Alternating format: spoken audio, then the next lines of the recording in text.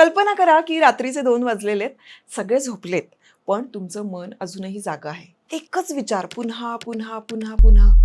मी असं का बोलले? लोक काय विचार करत असतील? किंवा मग उद्या काही चुकलं तर? हे सगळे असंख्य विचार तुमच्या डोक्यात जर रात्री झोपताना घोळत असतील किंवा सतत येत असतील, असं तुमच्यासोबत होत असेल, तर तुम्ही एकटे नाही आहात. कारण आज आपण याच विषयावर बोलणार आहोत. अतिविचार आणि त्यातून मुक्त होण्यासाठी काय करायचं? कुठली अशी कला आहे? ते समजून घेऊया. सगळ्यात आधी समजून घेऊ, अतिविचार म्हणजे काय? तर अतिविचार म्हणजे समस्या सोडवणं नाही. या विरुद्ध जर का आपण विचार करायला गेलं, तर ही माणसं जी असतात ना, ही विचार करणारी असतात आणि विचार करतात म्हणून ही हुशारही असतात. पण या विचारांची साखळी कुठे थांबवावी हे मात्र त्यांना कळत नाही.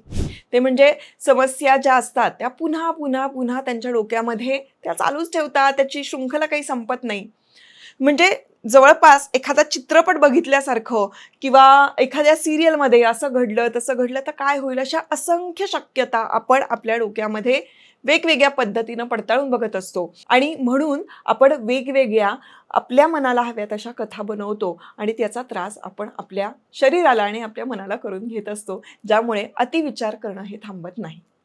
आता महिलांमध्ये अतिविचार जास्त का होतो?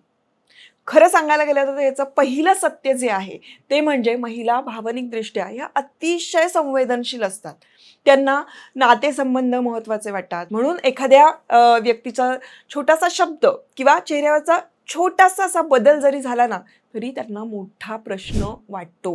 म्हणजे दुसऱ्यांना काय वाटेल, ते काय म्हणतील. आणि दुसरं कारण असं असतं की परिपूर्णतेचा दबाव.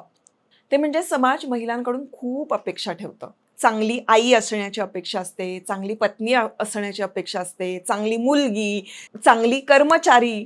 म्हणजे ह्या सगळ्या जे विचार चालू असतात ना डोक्यामध्ये आणि या सगळ्या गोष्टींचा जो दबाव असतो, त्यामुळे मला असं वाटतं की अतिविचार करणं हे खूप साहजिक असतं. हे सगळं नीट होईल की नाही हाही विचार त्यांच्या मनात असतो. म्हणजे कायम तुम्हाला परफेक्शनिस्ट असायला लागतं, असा तुमच्या डोक्यामध्ये तो सतत विचार येत असतो आणि म्हणून स्त्रिया या अतिविचार करतात. आता अतिविचार केल्यामुळे काय काय धोके होऊ शकतात?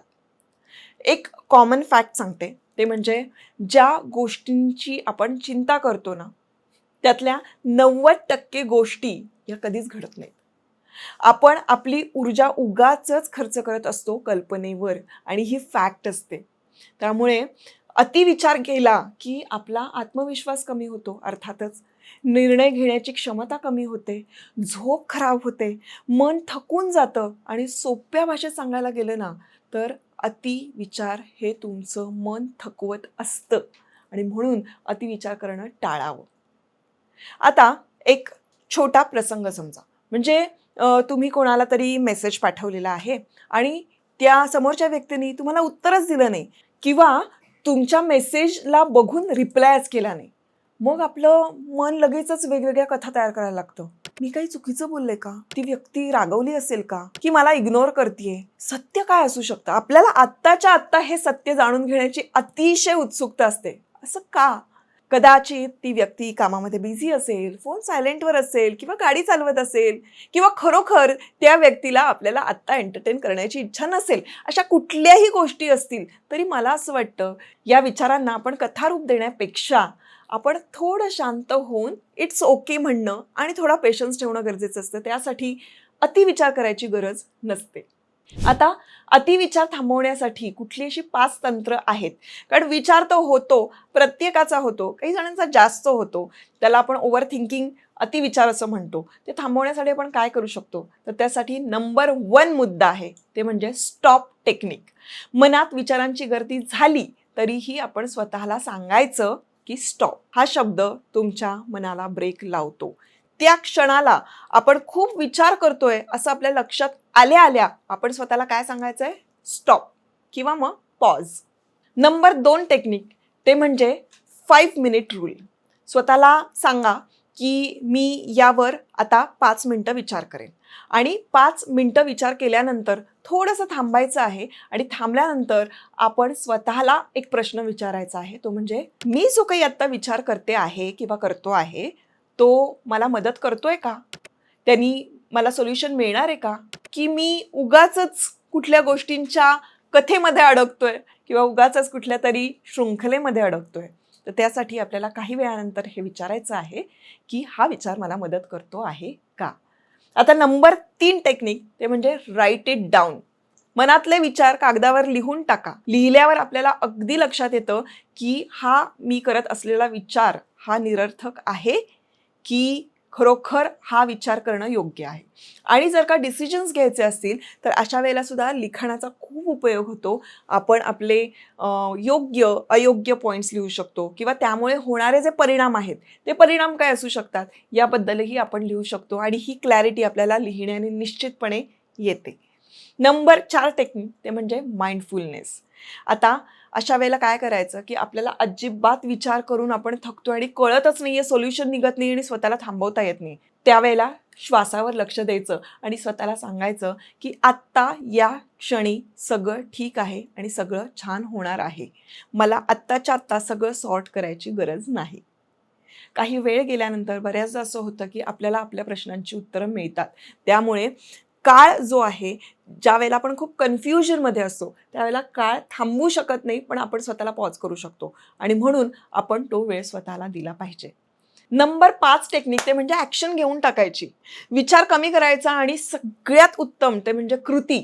ॲक्शन घेतल्यावर मन शांत होतं. आता कुठली ॲक्शन घ्यायची असं जर कन्फ्युजन होत असेल तर त्यावेळेला तुमच्यासाठी जे योग्य असेल, कदाचित तुम्हाला बाहेर फिरायला जाणं योग्य असेल, कदाचित तुम्हाला अंघोळ करणं योग्य असेल किंवा तुम्हाला घरातल्या कुठल्याही गोष्टी आवरणं शक्य असेल, तशा कुठल्याही प्रकारची वेगळीच कृती तुम्ही केली तरी चालेल किंवा त्याच विचारांना अनुसरून सुद्धा तुम्ही एखादी कृती लगेचच्या लगेच केली तरीही तुमचे विचार थांबायला मदत होते. मैत्रिणींनो आणि मित्रांनो, खरं सांगायला गेलं तर तुम्ही स्ट्रॉंग आहात. कारण मागच्या आपण व्हिडिओमध्ये बघितलं की महिला स्ट्रॉंग कशा असू शकतात यावर 10 मुद्दे मी सांगितले होते. त्यावरून तुम्हाला लक्षात आलं असेल की आपण स्ट्रॉंग असतो म्हणजे एक्झॅक्टली काय असतो. तर मला असं वाटतं की आपल्या प्रत्येक गोष्टीचा भार मनावर घेणं याची आवश्यकता नसते. लक्षात ठेवा, तुमच्या आयुष्यातल्या प्रत्येक गोष्टीवर नियंत्रण ठेवणं हे शक्यच नाही, पण तुमच्या विचारांवर नियंत्रण ठेवणं हे नक्की शक्य आहे. आणि म्हणूनच आजपासून एक निर्णय घ्या की अतिविचार करायचा नाही आणि जास्त जगायचं, जास्त हसायचं आणि जास्त शांत पीसफुल राहायचं. आय होप यातून तुम्हाला एखादी तरी गोष्ट कनेक्ट झाली असेल आणि एखादं जरी वाक्य तुम्हाला कनेक्ट झालं असेल तर मात्र मला नक्की कमेंटमध्ये सांगा. आणि तुम्हाला हा माइंडफुल मंडे जर का आवडला असेल तर आपलं चॅनल सबस्क्राईब करा, शेअर करा, लाईक करा आणि भेटूया आता पुढच्या व्हिडिओ.